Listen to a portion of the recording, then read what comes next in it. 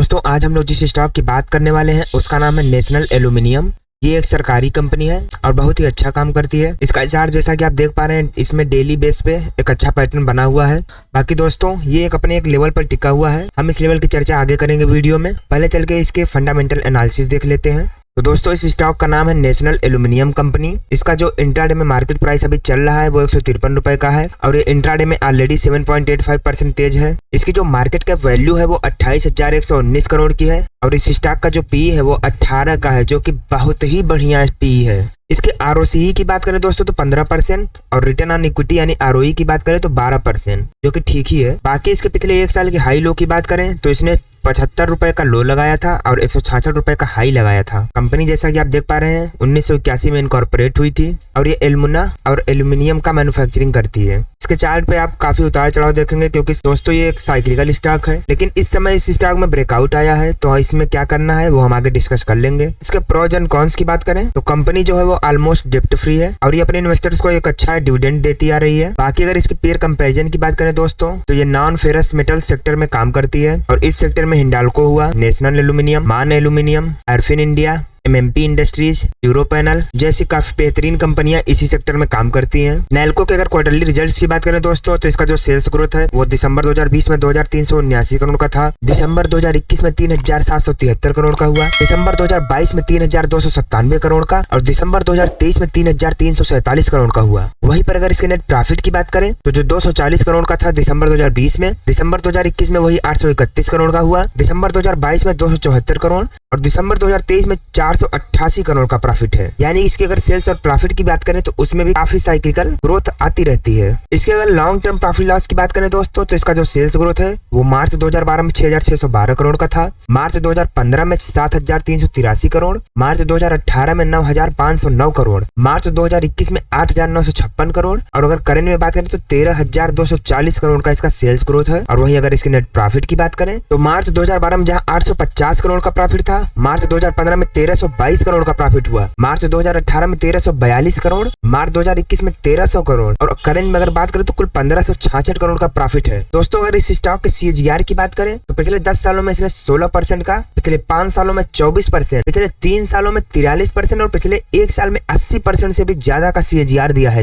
यानी कि stock market में हर साल इसने काफी अच्छी रैली दिखाई है और इंडेक्स से अच्छा रिटर्न दिया है। इसके बोरोइंग्स की बात करें दोस्तों तो मार्च 2012 में 0 करोड़ था, मार्च 2017 में इसने 51 करोड़ का लोन लिया और अगर करंट में बात करें तो सितंबर 2023 तक कुल 96 करोड़ का लोन है इस कंपनी के पास। लेकिन टोटल एसेट्स की बात करें तो जहां मार्च 2012 में 15,521 करोड़ का एसेट था, मार्च 2017 में 14,502 करोड़ का रहा, लेकिन अगर करंट में बात करें सितंबर 2023 में तो कुल 18,399 करोड़ का एसेट है इस कंपनी के पास, जो कि इसके बोरोइंग्स के बदले में काफी बेहतर है। अगर नेशनल एल्यूमिनियम के शेयर होल्डिंग पैटर्न की बात करें दोस्तों तो इसका जो प्रमोटर्स की हिस्सेदारी है वो 51% थी मार्च 2021 में और दिसंबर 2023 में भी 51.28% ही है। यानी कि प्रमोटर्स ने न इसमें माल बढ़ाया है न घटाया है। एफआईआईज की बात करें तो जहां 8.38% पर थे उन्होंने बढ़ाकर 11.56% किया है, यानी कि उन्होंने बढ़ाया है। डीआईआईज की बात करें तो जहां 9.64% पर थे उन्होंने भी बढ़ाकर 18.80% किया है, यानी कि डीआईआई ने भी माल बढ़ाया है। और अगर पब्लिक की हिस्सेदारी की बात करें तो जहां पब्लिक 30% पर थी, पब्लिक ने अपना माल घटाकर 18% पे किया है। यानी कि इस कंपनी में प्रमोटर्स, एफआईआईज, डीआईआईज जितने भी बड़े प्लेयर हैं सारे के सारे अपना माल बढ़ा रहे हैं। तो एक समझदार इन्वेस्टर होने के नाते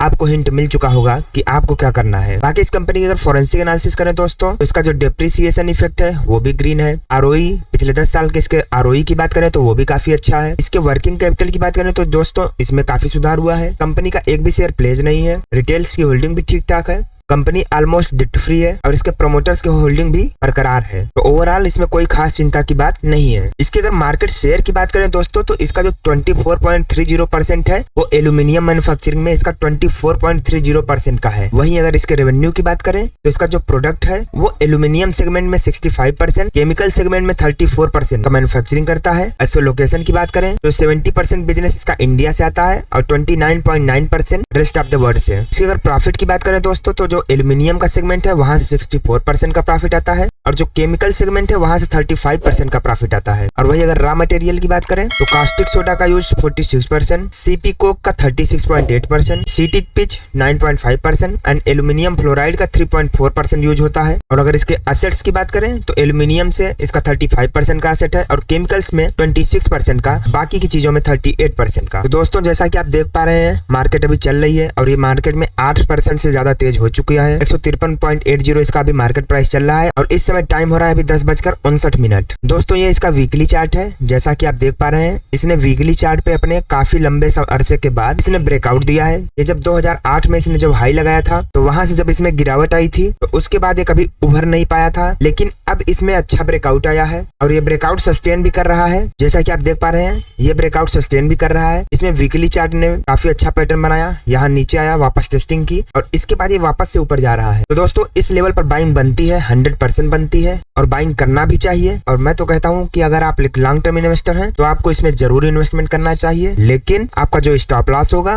वो ये, जैसे ही ये इस लेवल के नीचे ट्रेड करना स्टार्ट करता है आप यहाँ से तुरंत निकल जाइए। और अगर आप गलती से यहाँ नहीं निकल पाए तो इस लेवल पर तो बिल्कुल निकल ही जाइए। बाकी इस स्टॉक ने अभी नया ब्रेकआउट दिया है तो अभी इसके पास आसमान बाकी है ऊपर जाने के लिए। तो आई होप आप समझ गए होंगे कि आपको क्या करना है।